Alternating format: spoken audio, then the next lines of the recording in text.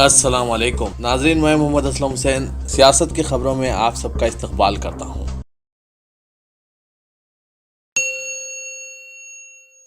حکومت نے آج پیٹرول اور ڈیزل کی قیمتوں میں فی لیٹر 2.5 روپے کی کمی کا اعلان کیا ہے۔ اس نے 1 لیٹر پر 1.5 روپے کی ایکسائز ڈیوٹی گھٹا دی ہے اور تیل کمپنیوں سے کہا کہ وہ مزید 1 روپے کو کم کریں۔ گجرات اور مہاراشٹر جیسی ریاستوں میں 5 روپے کی کمی آئے گی، کیونکہ ان ریاستوں میں لوکل سیلز ٹیکس یا ویٹ شرحوں میں کمی کا اعلان کیا گیا ہے۔ ان قیمتوں میں کمی کا اطلاق آج رات سے ہو گیا ہے۔ بی جے پی زیر قیادت NDA حکومت کی 4 سال میں صرف دوسری مرتبہ ایکسائز ڈیوٹی میں کمی کی گئی ہے۔ سپریم کورٹ نے 7 روہنگیائی مسلمانوں کو ملک بدر کرنے کی اجازت دے دی ہے۔ میانمار نے اپنے باشندوں کو قبول کرنے سے اتفاق کیا ہے۔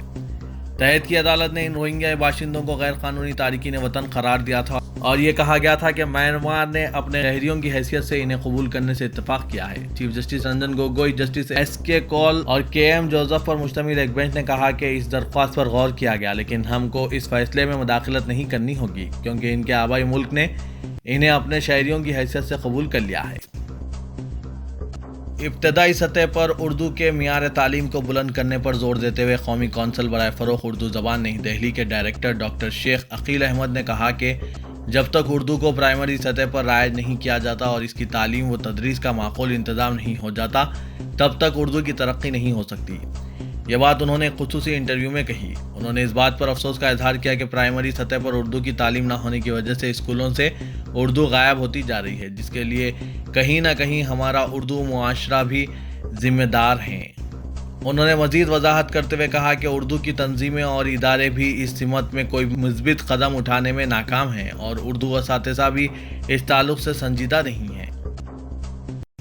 رام مندر کے بارے میں جاری مسابقتی سیاست کے درمیان شیو سینا نے آج اعلان کیا کہ اس کے سربراہ ادھو ٹھاکرے دسہرے کے بعد ایودھیا کا دورہ کریں گے تاکہ اس مسئلے پر اپنی پارٹی کے عہد کی توثیق کی جا سکے۔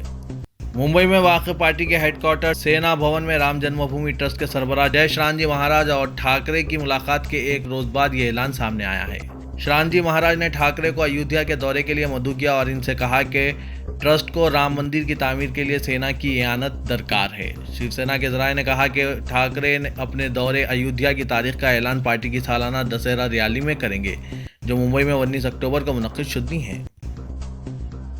اتر پردیش کے وزیر اعلیٰ یوگی آدتیہ ناتھ نے گورکھ ناتھ مندر احاطے میں دربار لگا کر 200 سے زیادہ فریادیوں کے مسائل سنے اور ان کے حل کی یقین دہانی کرائی۔ یوگی آدتیہ ناتھ گورکھ ناتھ مندر میں پوجا کے بعد فریادیوں کے درمیان پہنچ گئے اور 200 سے زیادہ فریادیوں کے مسائل کو سنا اور ان کے حل کے لیے افسران کو ہدایت دی۔ محکمہ موسمیات نے کیرالہ کے کئی اضلاع میں 4 اکتوبر سے 6 اکتوبر تک بھاری بارش اور 7 اکتوبر کو بہت زیادہ بھاری بارش اور طوفان آنے کا امکان ظاہر کیا ہے۔ اسے دیکھتے ہوئے متعلقہ اضلاع میں ریڈ الرٹ جاری کیا گیا ہے۔ کیرالہ کے وزیر اعلیٰ کے دفتر CMO نے دیر رات ٹویٹ کر کے بھاری بارش اور ریڈ الرٹ کے بارے میں اطلاع دی۔ CMO نے ٹویٹ کیا کہ محکمہ موسمیات نے کیرالہ میں 4، 5 اور 6 اکتوبر کو کئی مقامات پر 12 سے 20 سینٹی میٹر بارش اور 7 اکتوبر کو 21 سینٹی میٹر تک تیز بارش کی امید ظاہر کی ہے۔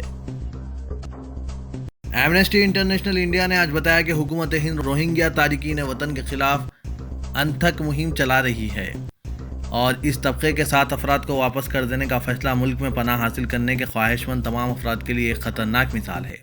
اس نے کہا کہ واپس کر دیے جانے والے روہنگیائی مسلمانوں کو میانمار کی جانب سے انسانی حقوق کی خلاف ورزیوں کا سنگین خطرہ لاحق ہے اور سپریم کورٹ کی جانب سے پہلی واپسی کی اجازت ہندوستان میں انسانی حقوق کے لیے ایک تاریخ دن ہے۔ کینیڈا نے میانمار کی لیڈر آنگ سان سوچی کو پیش کی گئی کینیڈا کی اعزازی شہریت کو واپس لے لیا ہے۔ فائنینشل ٹائمز کی رپورٹ کے مطابق کینیڈا نے یہ قدم سوچی کے ان کی فوج کی طرف سے روہنگیاؤں پر ظالمانہ اور انسانیت سوز کارروائی سے انکار کیے جانے کے بعد اٹھایا ہے۔ سوچی یہ اعزاز گنوانے والی پہلی شخصیت بن گئی ہے۔ سعودی عرب کے فرمان روا شاہ سلمان بن عبدالعزیز نے عراق کے نومنتخب صدر برہم صالح کو عہدہ سنبھالنے پر مبارکباد پیش کی۔ ذرائع کے مطابق شاہ سلمان بن عبدالعزیز نے عراق کے نومنتخب صدر برہم صالح کو ٹیلی فون کیا۔ قاضی عمر بن شریفین نے برہم صالح کو عراق کا صدر منتخب ہونے پر انہیں سعودی حکومت اور پوری قوم کی طرف سے مبارکباد پیش کی۔ شاہ سلمان نے عراق کی ترقی، سلامتی اور خوشحالی کے لیے اپنی نیک تمناؤں کا بھی اظہار کیا اور امید ظاہر کی کہ برہم صالح کی قیادت میں سعودی عرب اور عراق کے درمیان 2 طرفہ تعلقات کے ایک نئے دور کا آغاز ہوگا۔ ایران کے صدر نے کہا کہ عالمی عدالت کا فیصلہ ایران کی ایک اور بڑی کامیابی ہے۔ ایران کے صدر حسن روحانی نے اہم سیاسی شخصیات سے ہونے والی ملاقات میں کہا کہ بین الاقوامی عدالت کا فیصلہ ایک بہت بڑی سیاسی اور قانونی کامیابی ہے جس سے امریکہ راہ فرار اختیار کرنے کی کوشش کر رہا ہے۔ ترکی کے استنبول میں واقع قونصل خانے سے لاپتہ سعودی عرب کا ایک سینئر صحافی کی تلاش کی جا رہی ہے، لیکن ابھی تک اس کا کوئی نتیجہ برآمد نہیں ہو سکا۔ منگل کو واشنگٹن پوسٹ کے لیے کام کرنے والا صحافی خشوگی اپنی منگیتر کے ساتھ دستاویز سے متعلق کام کے لیے سعودی عرب کے استنبول میں واقع قونصل خانے گیا تھا۔ خشوگی کی منگیتر نے کئی گھنٹے تک قونصل خانے کے باہر انتظار کرنے کے بعد پولیس سے اس واقعے کی شکایت کی۔ CBS نیوز کے مطابق خشوگی کی ذاتی ویب سائٹ پر کہا گیا ہے کہ ان کو سعودی عرب کے استنبول میں واقع قونصل خانے میں گرفتار کر لیا گیا ہے۔ مقامی میڈیا رپورٹس کے مطابق وہ سرکاری دستاویزات کا مطالبہ کر رہے تھے۔ 2016 میں خشوگی امریکہ کے نومنتخب صدر ڈونلڈ ٹرمپ کے خلاف تبصرہ کرنے کے بعد ان کے لکھنے اور ٹویٹ کرنے پر روک لگا دی گئی تھی۔ اس وقت سعودی لیڈر امریکہ کے نئے صدر کے ساتھ دوستی کو لے کر فکر مند تھے۔ کارگزار چیف منسٹر کے چندر شیکھر راؤ نے آج کانگریس کو تنقید کا نشانہ بنایا اور کہا کہ کانگریس پارٹی تلنگانہ کے لیے ایک لعنت اور بددعا ہے۔ نلگنڈے میں ریاستی وزیر جی جگدیش ریڈی کے ساتھ ایک جلسے سے خطاب کرتے ہوئے چندر شیکھر راؤ نے سابقہ کانگریس حکومت کو تنقید کا نشانہ بنایا اور کہا کہ اس نے نلگنڈے کے عوام کو ناگرجنا ساگر پروجیکٹ کے نام پر دھوکہ دیا ہے۔ اس پروجیکٹ کو آندھرا کی سمت 19 کلومیٹر نیچے کر دیا گیا ہے اور تلنگانہ علاقے کو محروم کر دیا گیا ہے۔ ان قائدین نے تلنگانہ کو ناگرجنا ساگر میں اس کا حصہ دلانے کے خلاف سازش کی تھی۔ چیف منسٹر نے کہا کہ نلگنڈا ضلع میں خریف فصلوں کے لیے گوداوری کا پانی دیا جائے گا۔ وزیر اعلیٰ آندھرا پردیش چندرا بابو نائیڈو نے کہا کہ NDA کے متبادل کے طور پر اپوزیشن اتحاد از خود ابھر جائے گا، چاہے اس کے لیے وزارت عظمیٰ امیدوار کو پیش نہ بھی کیا جائے۔ چندرا بابو نائیڈو نے PTI سے یہ بات کہی۔ وہ پہلے BJP کے حلیف تھے، تاہم یہ جاریہ سال کے اوائل میں انہوں نے مرکزی حکومت سے علیحدگی اختیار کر لی کیونکہ اس نے آندھرا پردیش کو خصوصی زمرے کا موقف دینے سے انکار کر دیا تھا۔ نائیڈو نے کہا کہ وہ اپنی جانب سے بھی اپوزیشن قائدین کو ایک محاذ پر جمع کرنے کی کوشش کریں گے۔ تلنگانہ CPM کے سیکرٹری ٹی ویرا بھدرم نے کارگزار چیف منسٹر KCR پر پرانے شہر میں مجلس سے اور دہلی میں BJP سے فریبی اتحاد کرنے کا الزام عائد کیا۔ بہوجن لیفٹ فرنٹ تشکیل دینے والے ٹی ویرا بھدرم نے کہا کہ تلنگانہ کے عوام تبدیلی چاہتے ہیں اور BLF سے ہی یہ ممکن ہو سکتا ہے۔ علیحدہ تلنگانہ کی تحریک میں نوجوانوں کو مشتعل کر کے ان کی زندگیوں سے کھلواڑ کرنے والے KCR نے TRS کو اقتدار حاصل ہونے کے بعد نوجوانوں، طلبہ اور خواتین کے ساتھ سماج کے تمام طبقات کو دھوکہ دیا ہے۔ حج 2019 کے شیڈول کی جاریہ ماہ کے تیسرے ہفتے میں اجرائی کا امکان ہے۔ درخواستوں کی ادخال کی تاریخ اور دیگر تفصیلات کا سینٹرل حج کمیٹی کی جانب سے 15 تا 20 اکتوبر اعلان کیا جا سکتا ہے۔ صدر نشین تلنگانہ حج کمیٹی محمد مسیح اللہ خان اور اسپیشل آفیسر پروفیسر ایس شکور نے آج پریس کانفرنس سے خطاب کرتے ہوئے 2018 حج کیمپ کے کامیاب انعقاد کے سلسلے میں تمام سرکاری محکمہ جات سے اظہار تشکر کیا۔ انہوں نے کہا کہ حج ہاؤس نامپلی اور حج ٹرمینل ایئرپورٹ پر مؤثر انتظامات کے سلسلے میں سرکاری محکمہ جات کا مکمل تعاون حاصل ہوا ہے۔ عثمانیہ یونیورسٹی میں آج ہلکی سی کشیدگی اس وقت پھیل گئی جب ایک بے روزگار نوجوان نے جسم پر پیٹرول چھڑک کر آگ لگا لینے کی کوشش کی۔ یہ واقعہ آرٹس کالج کے داخلے کے قریب صبح پیش آیا۔ پولیس نے اس نوجوان کی شناخت کرشنا متوطن ضلع ورنگل کی حیثیت سے کی ہے۔ اس سلسلے میں پولیس نے ایک مقدمہ درج کر لیا اور اس کو خودکشی کرنے سے بچا لیا۔ تحلیل شدہ اسمبلی کے TRS رکن کے خلاف پولیس نے ایک کیس درج کر لیا ہے۔ ان پر آئندہ انتخابات میں خود کے اور پارٹی کے حق میں رائے دہی کے لیے رقم کے پیشکش کا الزام ہے۔